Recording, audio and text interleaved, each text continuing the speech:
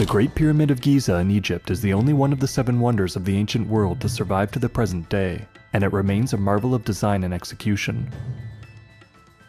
Despite this, however, we know very little about its origins, or the purpose of its many peculiar features. Egyptologists generally agree that it was built as a pharaoh's tomb, but specialists from a variety of different disciplines have shown it to be vastly more complex than other pyramids, and very different from other tombs, suggesting that it may have had some other function altogether. From at least as early as 3500 BCE, ancient peoples all over the world built structures that incorporated some element of a square-based pyramid in their design. Pyramids are found on all continents but Antarctica and Australia, in countries such as Mexico, Peru, Iraq, India, China, and Cambodia, just to name a few. At 4,500 years old, the 3 pyramids of the Giza Plateau in Egypt are among the world's earliest, and still among the most impressive.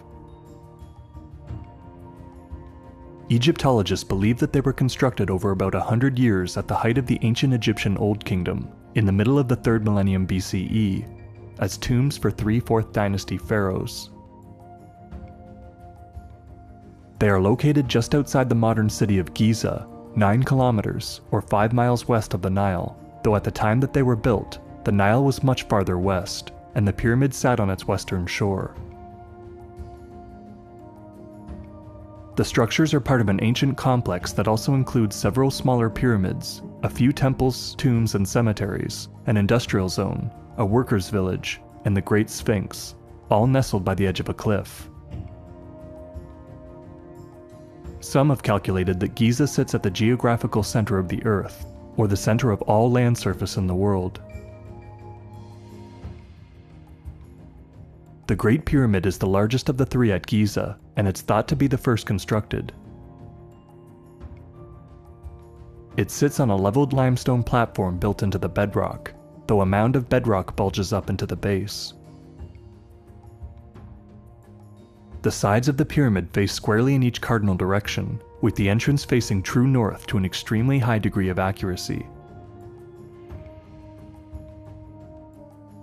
The pyramid is composed of some 2.3 million limestone and granite blocks.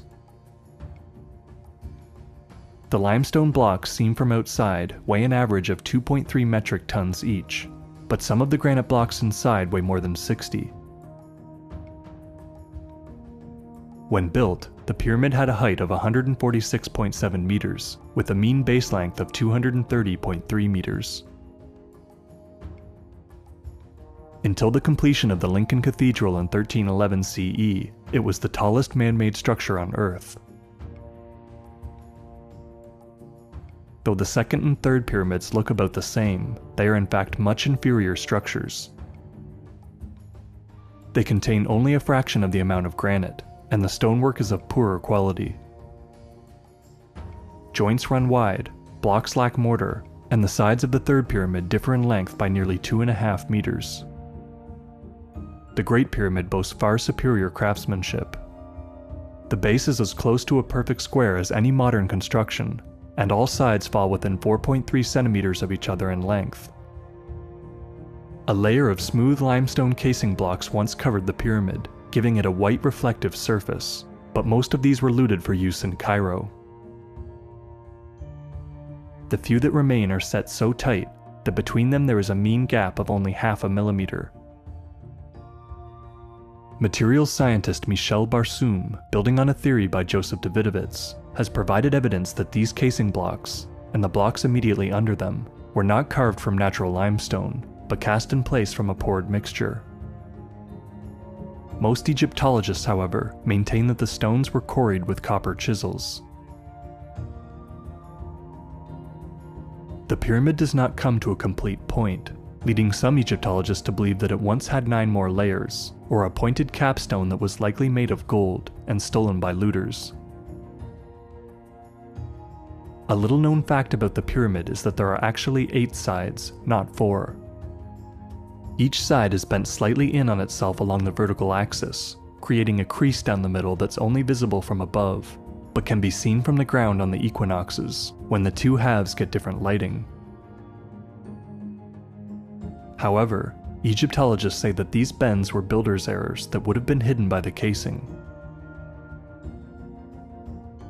A wrought iron plate was found between two blocks of stone during an excavation in 1837, apparently set there at the time of construction, though it is believed that Old Kingdom Egyptians were not capable of working iron. The find is controversial.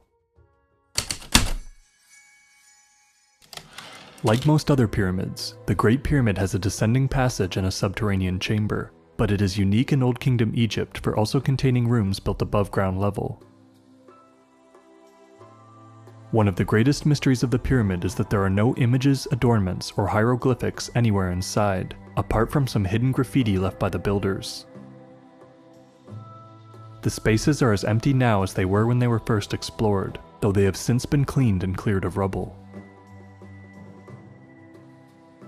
They have a drab industrial look to them, and are not easily traveled. Most of the passageways are only about a meter tall, or just over 3 feet, and despite a 26-degree slope, they had no steps or rails until some were built for tourists in the 20th century. The entranceway was hidden in the outer casing. It sits 17 meters off the ground, and slightly off-center.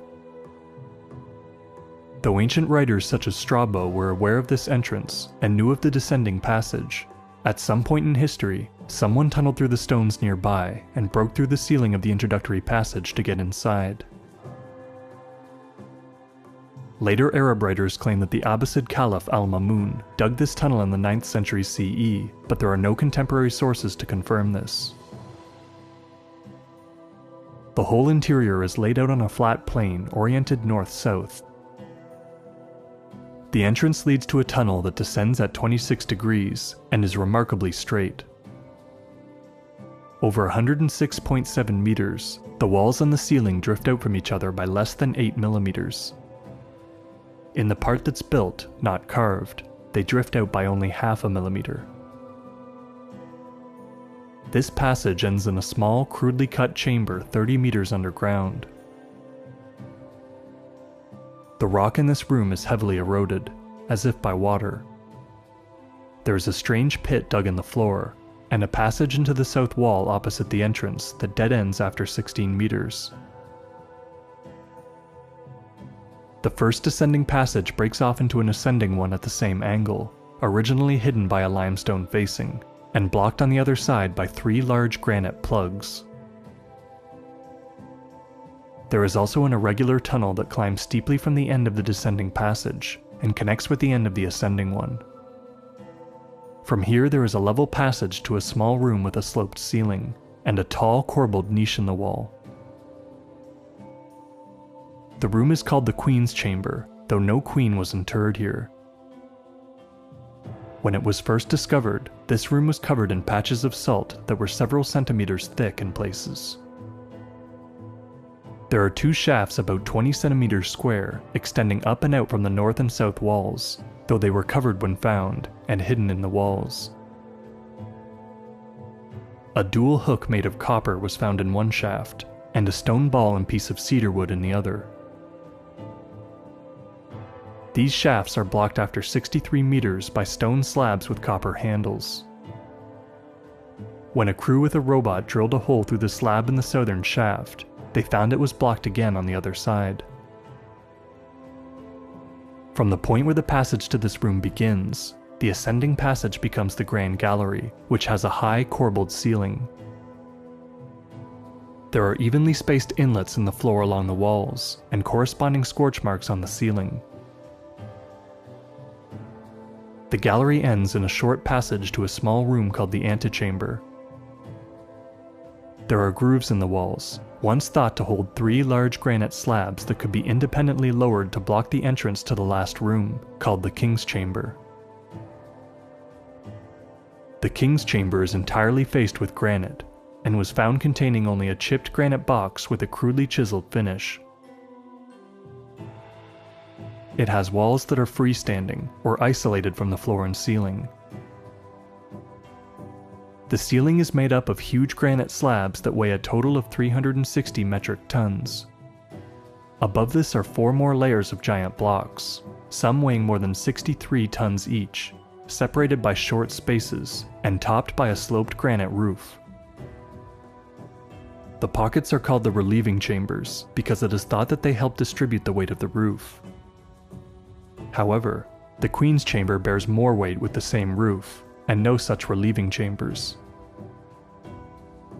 As in the Queen's chamber, there are 2 small shafts in the walls of the King's chamber, but these were never covered, and they reach all the way outside. Muon tomography scans have determined that there are 2 oblong voids inside the pyramid, possibly filled with other materials, that have yet to be explored. There is no contemporary record that explicitly states who constructed the Giza pyramids and why. A few clues have led Egyptologists to believe that the Great Pyramid was built by Khufu, whose reign is dated as beginning around 2600 to 2550 BCE. Khufu's son Khafre built the second smaller pyramid, and Khafre's grandson, Menkaure, whose reign ended around 2500 BCE or after, built the third smallest one. None of these pharaohs' mummies were found, but it's believed that Khufu's was once laid inside the granite box in the king's chamber, a last-minute replacement sarcophagus. The other 2 rooms were simply rejected attempts at the same burial chamber, and were not used. Despite the near consensus in Egyptology, there is very little evidence that any of the 3 pyramids at Giza were built as tombs, though at least Menkaure's was later used as one. The most reliable sources describing Al-Mamun's entry into the Great Pyramid make it clear that it was already empty in the 9th century CE. Furthermore, it did not appear that anyone had entered the pyramid before him, since the entrance was still hidden.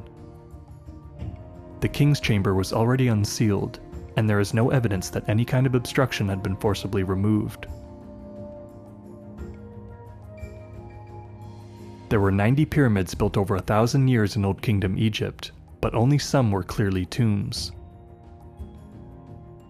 One is the Step Pyramid of Djoser, thought to be the first pyramid in ancient Egypt, though it was first built as a mastaba, a more traditional burial structure. Inside it looks much different than the Great Pyramid, boasting a grand colonnade with carved pillars, and richly decorated walls depicting Djoser with previous kings. Only one complete mummy has been found in an Old Kingdom pyramid, in the ruined pyramid of Merenre at Saqqara, although it's not clear that the body is Merenre's. Other non-pyramidal tombs, like those in the Valley of the Kings, look much different. They have walls covered in images and hieroglyphics telling the story of the deceased. Many also have large decorated rooms, not cramped empty passageways, and feature ornate sarcophagi that far outshine the pyramid's plain granite box. It's also been noted that this box is barely large enough to hold a person, and would not have been large enough to fit a smaller box to hold the mummy, as was custom. These incongruities, and all the other anomalies throughout the Great Pyramid, suggest that it was more than just a place of internment, and probably had some other function altogether. So what was the pyramid for, if not to hold a body? Some suggest that it may have served some function in astronomy. Robert Bauval has shown how the 3 pyramids are positioned to match the particular alignment of the 3 stars of Orion's belt around 10,000 to 10,500 BCE. Bauval and astrophysicist Thomas Brophy have shown that the pyramids align with these stars as they cross the central meridian at this time, while Bauval has also argued that the 4 shafts in the Great Pyramid pointed to important stars and constellations around the year 2450 BCE. Bauval and writer Graham Hancock have argued that Giza was a map of the stars, with the Sphinx standing in for Leo and the Nile for the Milky Way. Bauval and geologist Robert Schoch believe that the Great Pyramid played some role in tracking celestial movements like the precession of the equinox. Writers like Eckhard Schmitz have argued that the ancient Egyptians tried to communicate key Earth measurements and mathematical knowledge to future generations through the dimensions of the structure itself.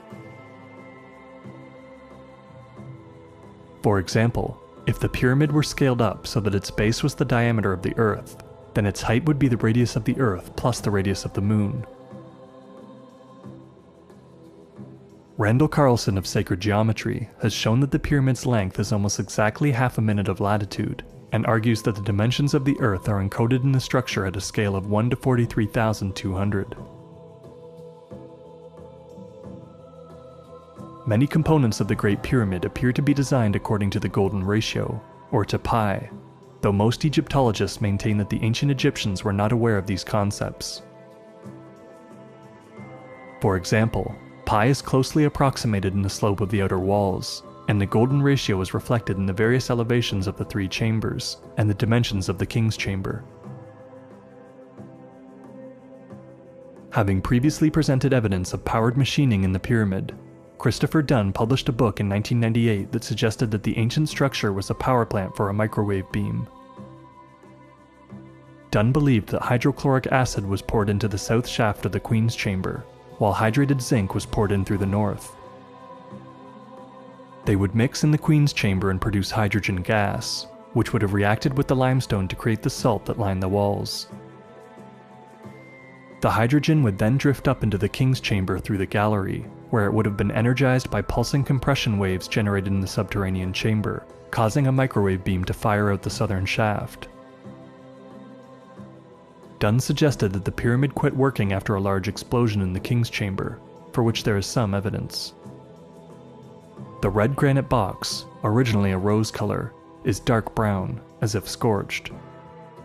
There are also cracks in the ceiling beams, and the walls of the chamber are separated from the floor and bowed outwards. John Cadman, a hydrologist, has shown how the ancient Egyptians could have created a water hammer effect in the subterranean chamber to pump pulses of water up the descending passage and into the base of the pyramid, creating the compression waves postulated in Dunn's model. This would explain the water erosion in the subterranean chamber. Danny Kerr and Doug Keenan have expanded on Cadman and Dunn's work, claiming that these pulses of water could have reached the ascending passage and forced the granite blocks to slide up and down like pistons. If hydrogen gas were produced in the Queen's Chamber, as Dunn believed, it would be forced up through the gallery and into the King's Chamber by the action of these pistons. These gases could have also been ignited to create a pulse jet, which would have left the kinds of burn marks found on the ceiling of the gallery and the King's Chamber. The pulse jet and the water hammer would cause the granite stones to vibrate, and the sound would be converted into electricity through the piezoelectric characteristics of the quartz inside. Others have suggested that the pyramid may have served some spiritual function, acting as an aid for meditation or astral travel. One of the more orthodox theories is that the shafts in the King's Chamber were used to transport the pharaoh's ka, or vital essence, to its place in the stars. But the pyramid has other strange effects as well. An article in the Journal of Applied Physics demonstrated that it concentrates electromagnetic energy in the chambers and under the base.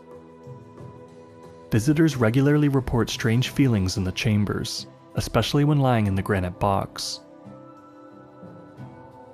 In 1996, sound engineer Tom Danley studied the pyramid's interior and determined that the entire structure seemed designed to enhance internal vibrations. Most rooms, and the King's Chamber in particular, are extremely resonant and reflective. He discovered that the subterranean chamber enhanced low-end vibrations at 30 and 90 Hz, and found that wind across the upper shafts created an audible resonance at 16 Hz. Together, these resonances formed an F-sharp chord, which the ancient Egyptians believed was the resonant harmonic center of the Earth.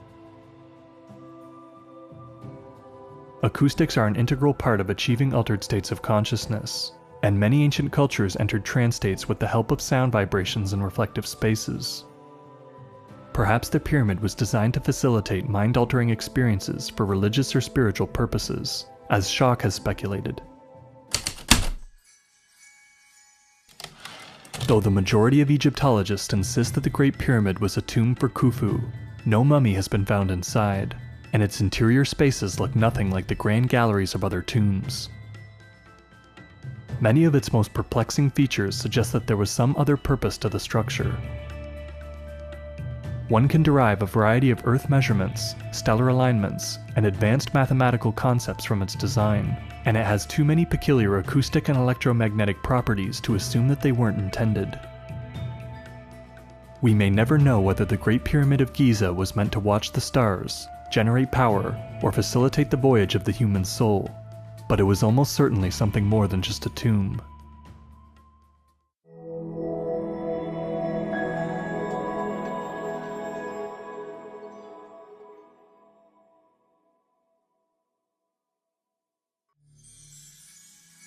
Visit our website at thinkanomalous.com, where we have text versions of every video and original articles on anomalous phenomena, and consider supporting us on Patreon.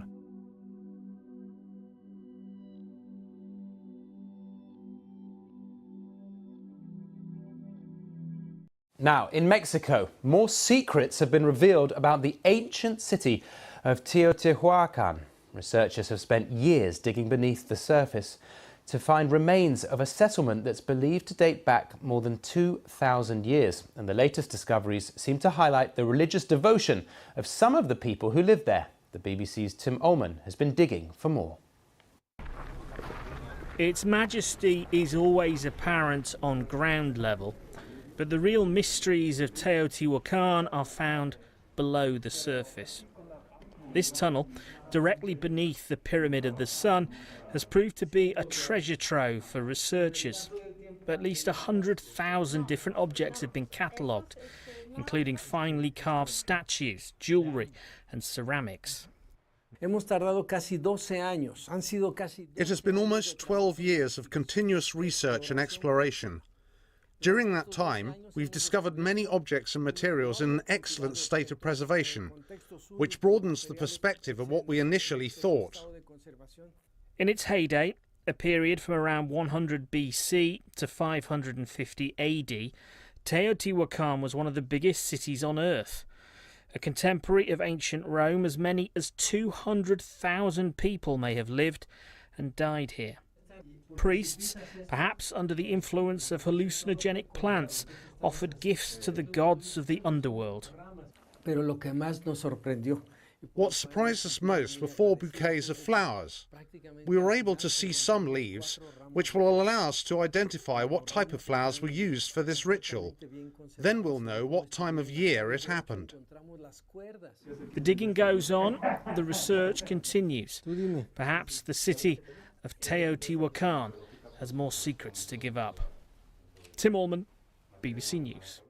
Liquid mercury and magnetite found at ancient sites, including Teotihuacan, Mexico. Archaeologists discover large quantities of liquid mercury beneath the Pyramid of the Feathered Serpent, the third largest pyramid in the ancient ruined city of Teotihuacan in Mexico. They have no idea why the liquid mercury was present or what use the ancients might have had for it. Beneath the Teotihuacan pyramid, a hidden chamber unveiled the intriguing discovery of liquid mercury. This revelation has sparked curiosity about the propulsion mechanism employed by the Aztecs. What secrets might this ancient liquid metal hold, and how did it play a role in their enigmatic technology?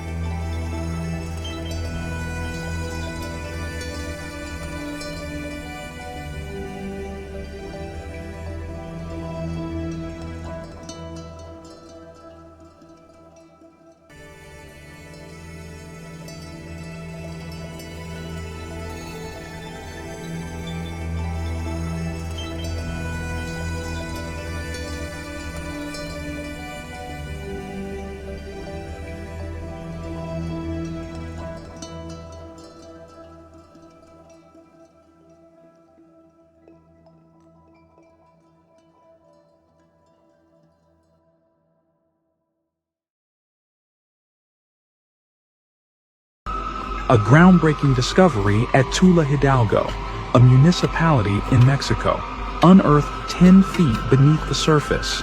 A mysterious alien-style sarcophagus unlike anything seen before. The carvings suggest an origin far older than any known Mesoamerican tomb. Could this be the final resting place of a non-human entity?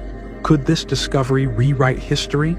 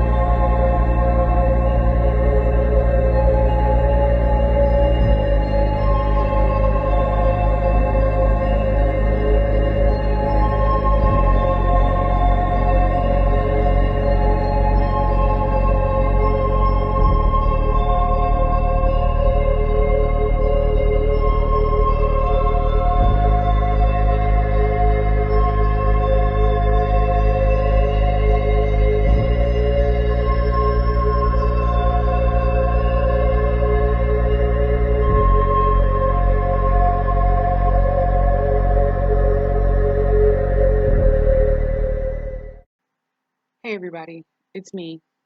The following picture slideshow, what you're looking at, is from a page called Extraterrestrial Archaeology Mexico. I found it years ago in 2019, and I found it through an artifact that I used in my book where I quoted the source and everything like that because it was something that I was surprised to see, to say the least. It was an artifact that is upcoming where I've shown you a picture of the Asura here, and you can see that it is there it is right there, a very good representation of what I experienced, the type of being, even though it does look quite frightening. You can see the face inside the face of this artifact. But the point of me just putting this little blurb in is that I want to say that there was a lot of debate about these archaeological finds, and I have video coming up from the gentleman that did this find from the field investigators, and you will hear from them because they've heard it all too. And I really did as well about these finds, and I agree. Like, it is curious, and I've had similar thoughts, but I'm just going to give it the benefit of the doubt and respect them enough in their word when they say, that these are genuine. Even though I am totally aware that, I mean, they have been accused of being treasure hunters, for one thing, but also that, hold on one second. So people were also pretty upset that the artifacts were taken out of Mexico and I guess taken to the United States, which I totally agree with. But he also, I hear in these videos, okay, he says the area in which they're in is a dangerous area. And so, I don't know. I will leave it up to you, but try not to have too much of a negative opinion because when I saw this, I was pretty surprised. And believe it or not, I didn't know at the time, like, I didn't know how to say the word Teotihuacan, and I didn't realize that it had connection to that particular pyramid. And you know what? I don't even know if I looked. I was just so excited over the fact that I had found something that looked like the Asura I had seen, yeah? even though it never showed me its teeth in that way. I knew that it had them. So, yeah, I just wanted to say this, that I thought that this was a pretty incredible find, and I have also, because I don't know if I'm going to record another voice thing, so I'm just going to try to get it over with right now. Um, I also have another video that I found that seems to be treasure hunters. I might just do a little video on it later, but that's certainly what it looks like. So it's kind of exciting and then kind of devastating for me at the same time. Like I had mentioned before in another video, I just can't remember which one yet because I'm making a couple of them at the same time actually. Um, but yeah, I hope you enjoy this and you enjoy the videos that I've included. It's a little bit multi-topic, I suppose. But yeah, enjoy, and I will talk to you again soon. Maybe not in this video, but in another one.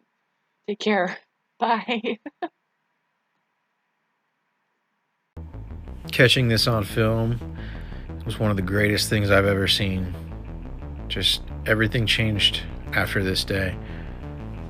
What laid beneath this completely changed my opinion of something that I was completely skeptical about. Now I get harassed and told this is fake and I'm spreading misinformation, and it's unfortunate that this isn't good enough proof. The carbon dates, the thermoluminescent dates, the caves, the petroglyphs, the thousands of pieces.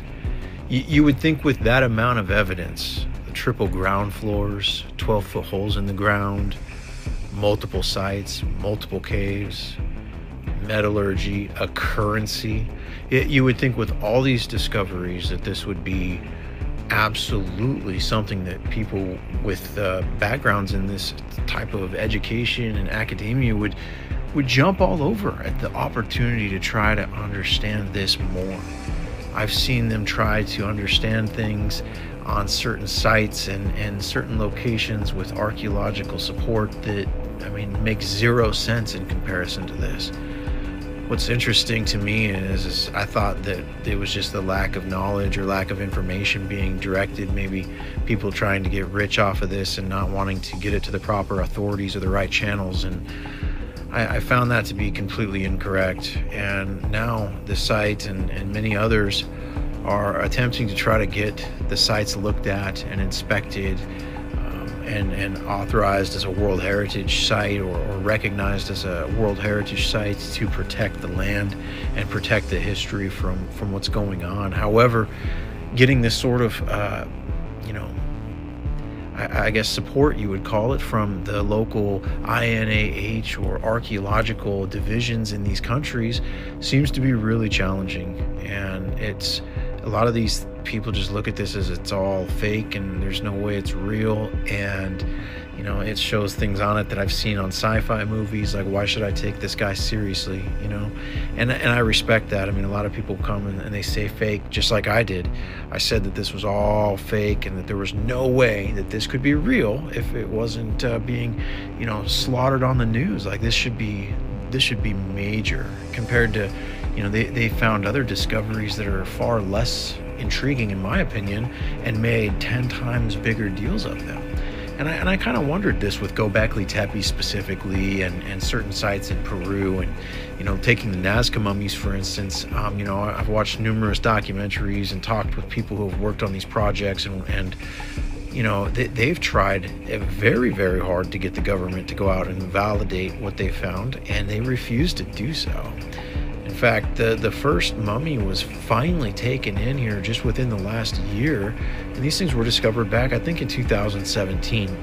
So the reality is that I have to accept is that this is a slow-moving process, and the channels at B are very rooted in their ways for whatever purpose, and to change history and rewrite history, it's obviously going to take extensive proof and extensive effort. And so that's essentially what I realized and why I started documenting these projects and what we're finding, because inevitably, you throw enough at the wall, eventually something's going to stick. And I knew that there was going to be real pieces, and I knew that there was going to be replicas. We could tell that already off the beginning, just vetting all the different families and going from different sites and different,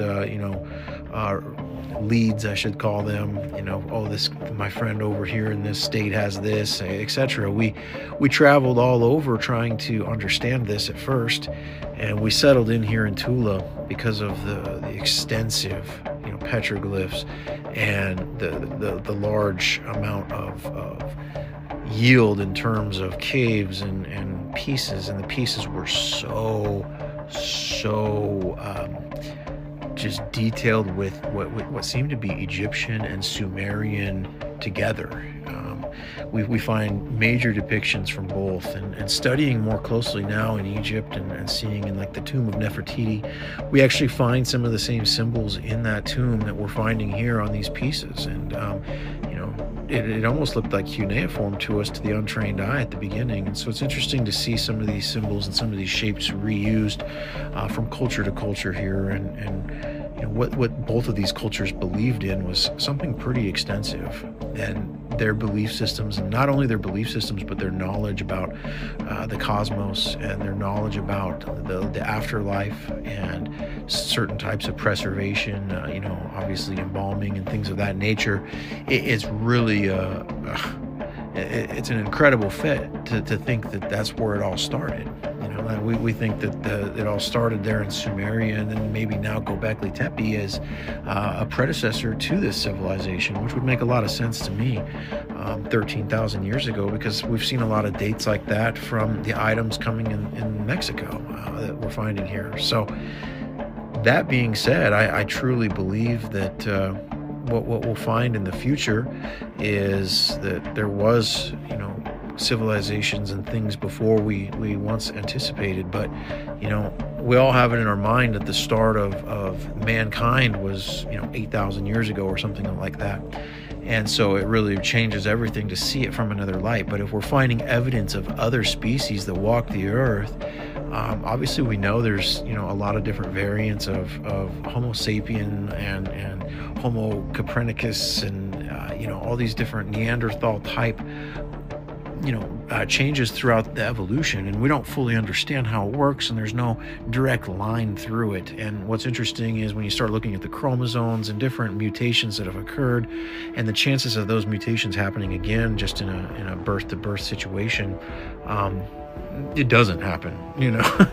That's the thing. It doesn't happen. At least we've never witnessed it, but that's out of every person that's ever lived on the earth. And, well, at least in our time frame, I should say.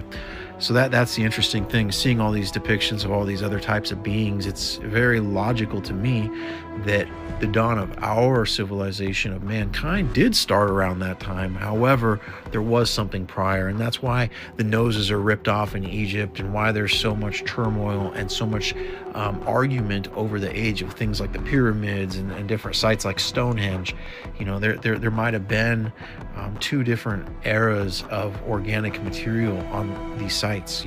Maybe there was a large catastrophe that hit Earth, maybe a comet or some sort of cataclysm. When we see all these pieces in the ground, how they're buried, how the caves were excavated, how other caves have been excavated, there's still, standing structures underneath the ground.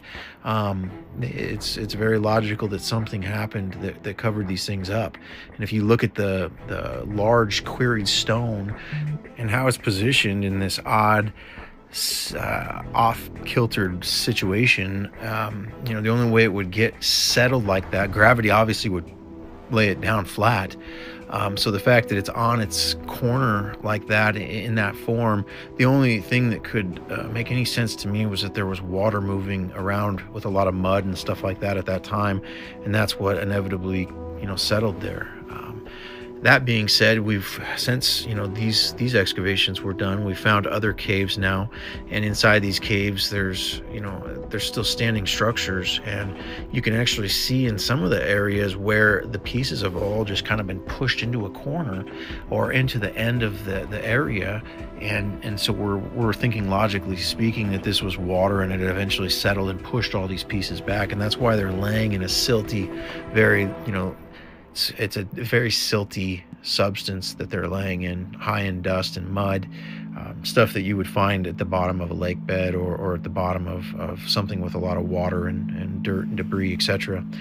So a lot of evidence that points in that direction of a flood or some sort of water table change, even here as deep into Tula. And that's pretty far inland. So what did happen and the evidence of this in other sites, it makes one really ask, are some of these creation tales or epics, are they accurate? Is there certain things about them that are accurate? Maybe Epic of Gilgamesh, for one, is a one that sticks out very, very predominantly to me.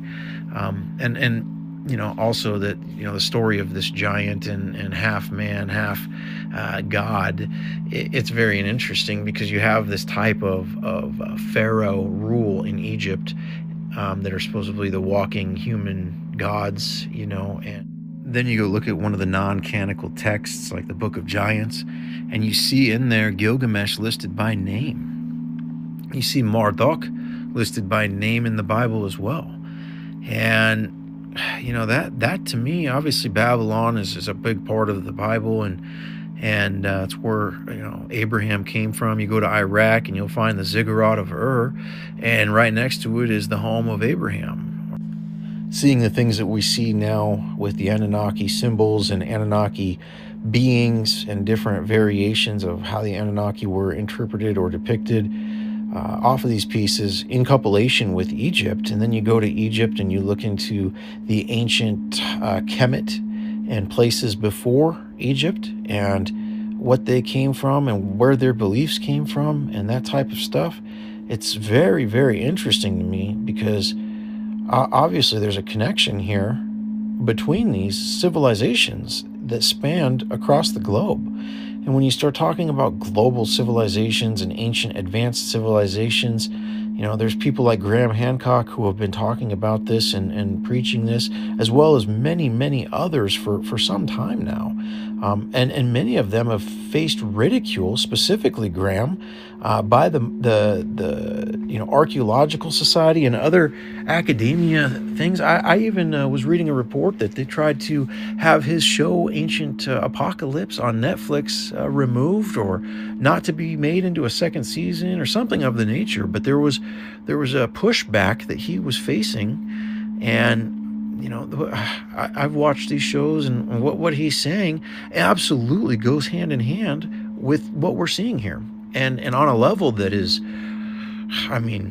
mimicking on scary parallels. So all those parallels, all those dots that connect, it's all evidence, in my opinion. There is no clinical scientific proof that any of this is real. That's the only issue. And so how do you get to that point?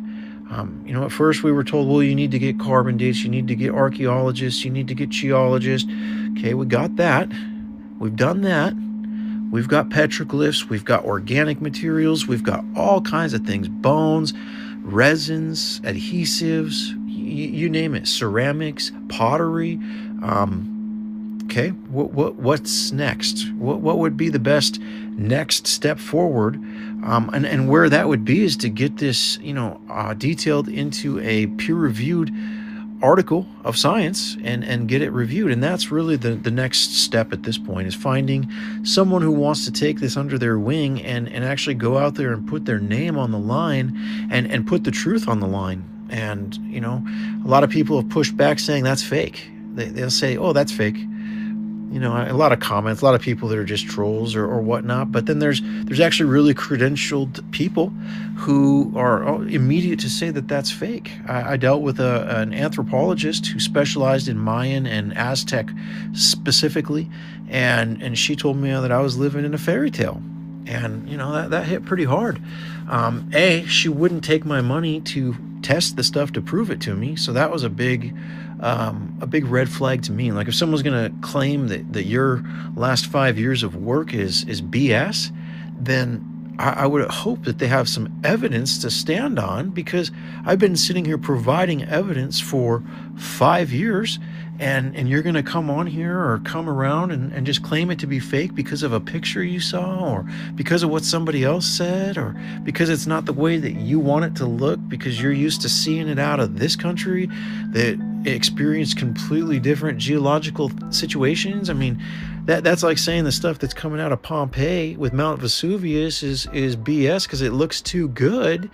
It's not ancient. Of course it is. It was petrified there in a way that was preserved like a time capsule. And that's really what we have to understand about these digs in Tula.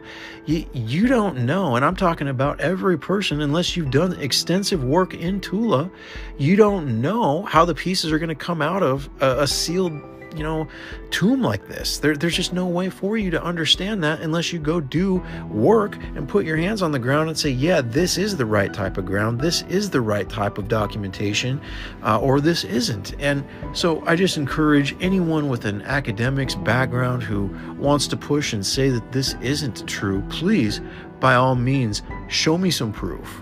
And not just a carbon-14 test, because you can go carbon-14 a fake piece right now and get a fake test, and that doesn't mean that they're all fake. It's just like going down, if I wanted you to prove that the Rolex was real or fake, obviously you can go get one down at Chinatown, you could go get one at Ben Bridge, and the cost is going to be dramatically different. One of them's going to be legit and one of them's not. And you have to be fairly trained in order to identify them if you're not. And some of them have the weight and everything very, very accurately done, and we expect the same thing with this. However, we have these tombs and these caves and all types of different areas down there that can be utilized for organic samples and different sorts of thermoluminescence and inspections that can get to the truth a lot more bearably than going off of one carbon date or one scientific test. And I only say this because if you look at the Nazca mummies and look at what made the entire world say that they were fake, and chicken bones glued together was a couple of them that were. But then you have the hundreds of them that aren't, and the DNA and all the different tests and extreme ridicule that's occurred throughout Peru and within the channels of people researching this. We have to be logical here, and we have to get our hands dirty a little bit if we want to come forward and claim something. And I'm still skeptical. I'll say that right here and right now. I'm still skeptical about all this. However, I've sold myself pretty well at this point that I have documented it professionally and tried to bring it forth to the people who can go out there and put their hands on it, who do care about it and will actually get something done on it. And hopefully in the next few years, with technology changes and different political changes and structures, we may get that opportunity.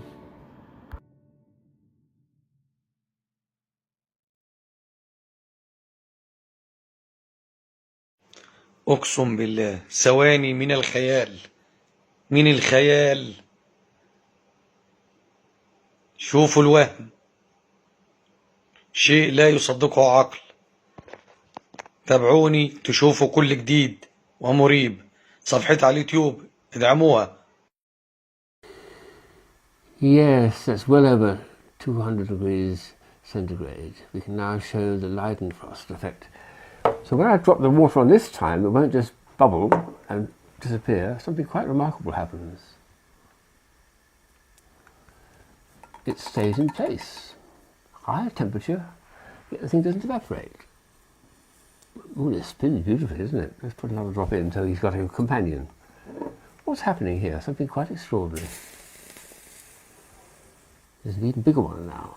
Let's have a go at making him go around. No, it's going around naturally. It's beautiful. If I really practice, I can make an entire ring of this liquid. So something quite extraordinary is happening here. The much higher temperature is creating a little barrier between the very hot surface underneath and the water droplets. So it's insulated and it doesn't evaporate. But it does evaporate, but very much more slowly. That will go on for some time before it finally disappears. Wow. What a discovery.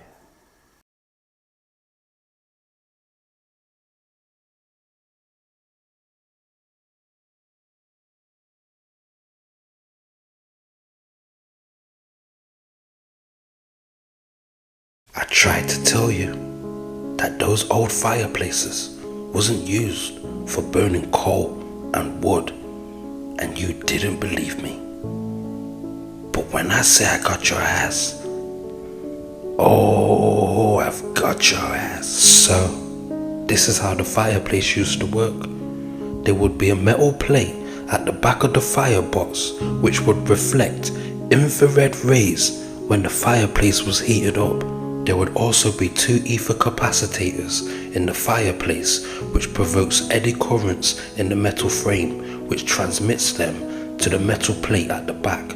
Eddy currents are current loops formed over conductor surfaces due to changing magnetic flux. They are useful in induction heating, levitating, electromagnetic damping and electromagnetic braking. So the fireplace and the roof are both connected by metal bondings through the chimney. The whole construction becomes one solid conductor, and then the energy that's gathered from the ether gets converted into heat. In other situations, they even used radium for heating. I guess that's the reason why we're still calling radiators even till this day. I mean, come on, brother. Do you really think they was burning wood and coal in these fireplaces? That's what the savages did when they came along and found these empty buildings, because they didn't know how to use the technology. And the size of the fireplace definitely wasn't built by us. So yeah, I've said this many times before, the eyes are useless when the mind is blind.